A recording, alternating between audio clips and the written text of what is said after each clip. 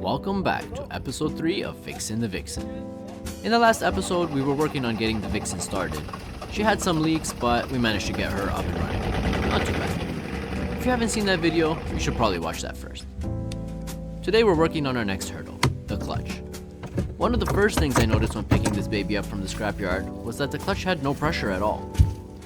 I was hoping to drive it back to the shop, but with all these issues, I knew there was no chance. Luckily for me though, diagnosing this issue wasn't very hard.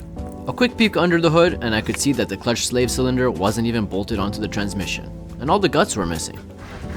Obviously this wasn't ideal, but no problem. Let's fix it. First things first, we have to get the hydraulic line off the cylinder. I tried an assortment of wrenches, but none of them were working. The 14mm was too small and wouldn't go over the fitting. I tried a 15mm, but that was too big and was starting to round it off. After fiddling with it for a bit, I remembered that I'm working on an American vehicle, so I went to my secret stash of standard wrenches that I never really touch. From there I grabbed a 9/16 wrench, which is a little bit bigger than 14mm and a little bit smaller than 15.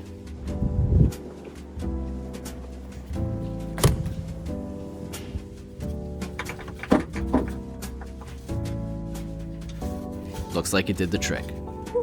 I knew sourcing a new part wasn't going to be easy, so I hopped on the internet and did a little digging. I found that the Vixen uses a Renault transmission called the UN1. This same transmission was also used in the DeLorean, which makes sense since Bill Collins also had a little role in making that too. Seized. I called up a local shop that specializes in DeLoreans called Wells Auto, and amazingly they had it in stock. Shout out to Justin for even delivering it to me. Now I had to get the fitting off to swap it over to the new part. Must have been on there for a while cause it was pretty seized. This sounds like a problem that can be solved with a little heat. Can't be tight if it's a liquid, right?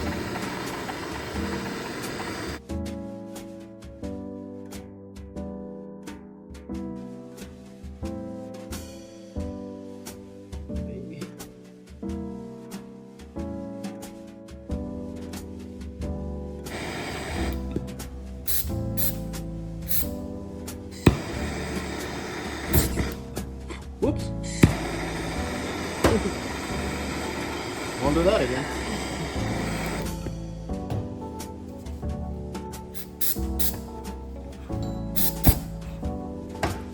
Yes, I did do that again.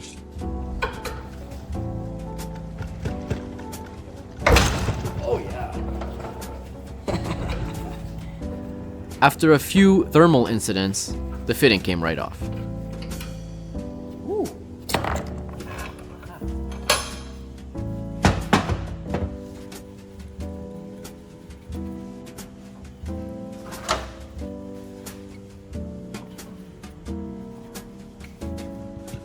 Now that the fitting is transferred over, it's time to install the new part back on the car, right? Nope.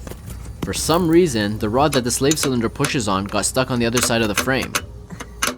I have no idea how it ended up there, but I tried everything to get it to go in its proper place. First I tried hitting it with a hammer to scare it into submission, with no luck. Next I tried to pry the engine over with my pocket screwdriver, but that didn't work either. In a final act of desperation, I tried praying to the car gods for help, but my cries fell on deaf ears. I was advised to cut a notch in the frame of the Vixen to get the rod back in, but I just couldn't find it in my heart to do that.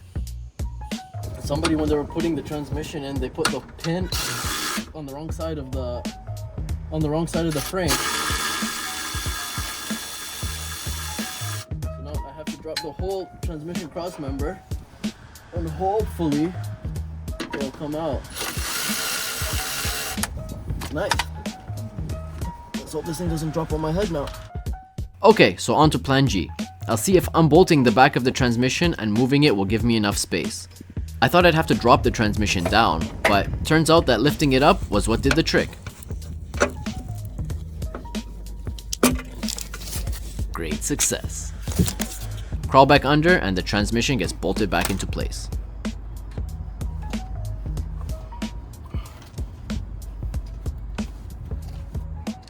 Yeah, keep going, keep going. Okay, yeah, go. Bit more. Hold it there. I had to lift the whole thing up to get it to fit. I can't believe it actually worked.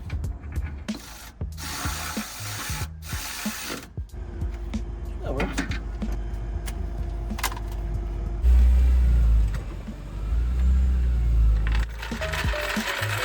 Alright, now that's sorted, it's time to finally bolt this thing up. Wrong again. Remember, the cylinder was just hanging there. There's no bolts. Usually this wouldn't be a big deal, but these bolts are kind of a weird size. I mean, who carries around spare M7 bolts? Oh yeah, that's right, I do. Call me a hoarder all you want, but I have a bin of old nuts and bolts that I know I'll definitely probably maybe use someday. Well, joke's on you guys. Today is that day.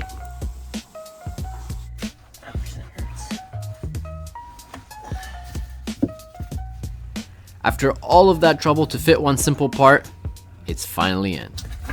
Oh yeah, it freaking works. Holy shit, it worked. Whew.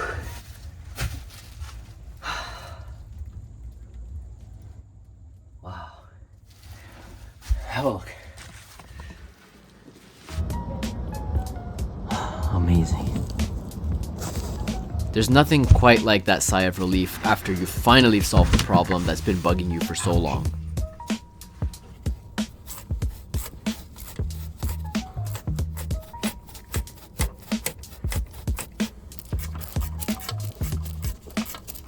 Tighten down the bolts, and now it's time to bleed the clutch.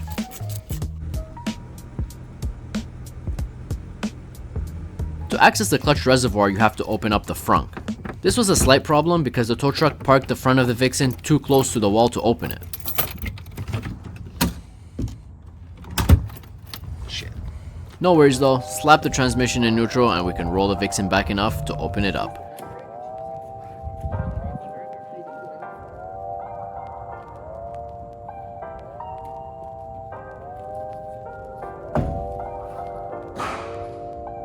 A clutch works by pushing fluid through a series of cylinders and hoses that pushes on a rod on the clutch fork that will move a release bearing that acts onto a pressure plate that will disengage the clutch from the engine. In simpler words, your foot goes down and the clutch releases. This whole system only works, however, if the hoses and cylinders are full of fluid with no air in them.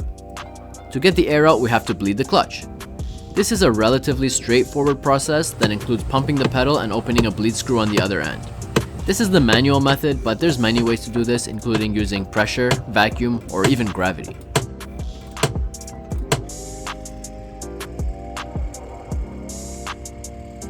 Once the bleed screw is open, some brake fluid will squirt out, and if you have air in the system like ours does, all the bubbles of air will come with it too. Alright, pump it. You'll know you're done when no air is left and only fluid comes out. Pump it. Oh, it's starting to go.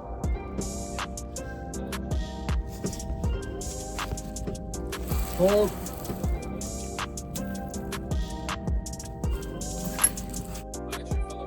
Yeah, fill it. Because you know, if it gets any air in it, we're stuck. We have to start over again. The reservoir is like this big. It's really annoying. You have to refill it every 3 seconds.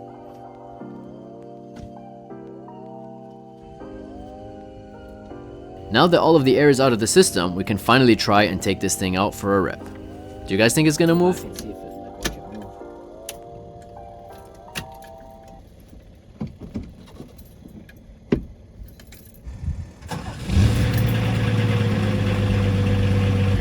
Fire's right up.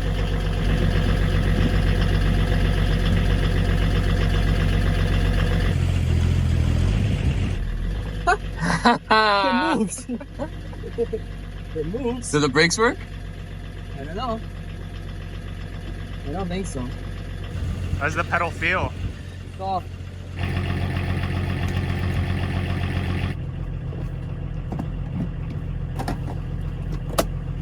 Reach for the e-brake in the wrong place.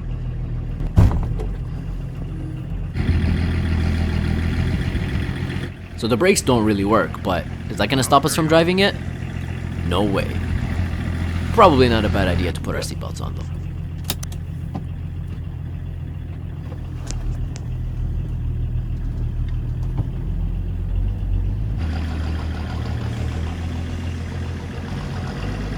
So weird. What a strange looking vehicle. Sounds like a bus. It looks like one too. So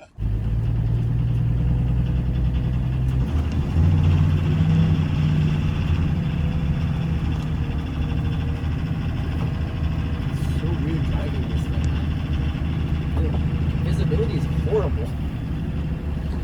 The ability of a refrigerator. And would you look at that? This giant bread box actually moves. Who'd have thought? It definitely takes some time getting used to driving this thing. The shifter is weird, the gas pedal feels super notchy, and the visibility is terrible. But I guess those will be things we'll have to fix down the line. Oh, and it feels very strange turning in a vehicle where the front wheels are sitting right under you. But I think that's something I'll just have to get used to.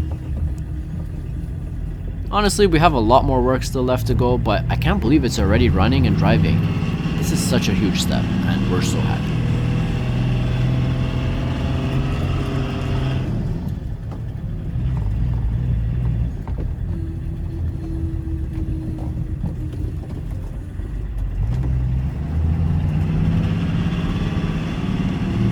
Also, if you haven't noticed, it's not the fastest Beamer around.